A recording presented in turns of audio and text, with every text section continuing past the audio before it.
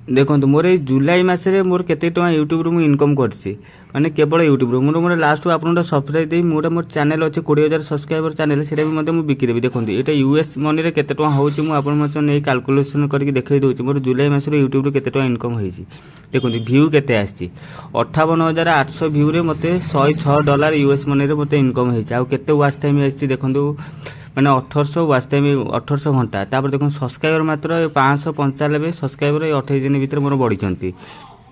आउ तापर आपन देखौछि देखो यूएस मनी रे मोर केते टका हेछि मु कैलकुलेशन करके देखौछि आपन को गोटे गूगल के जाई कि देखौछि। देखो गूगल के आसली आउ आपन मते लास्ट को देखिबी जे चैनलटा को चैनलटा मु सेल करबी। देखो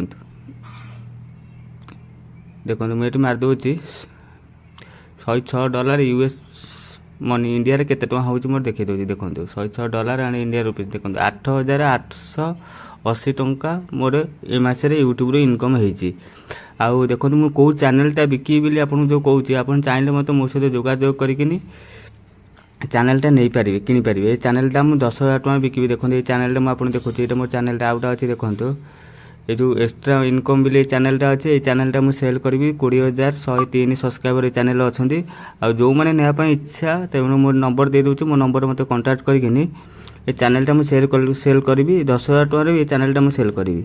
आ जो मैंने नापी इच्छुक अच्छा मो सहित जोगाजोग करें। Thank you watch this video.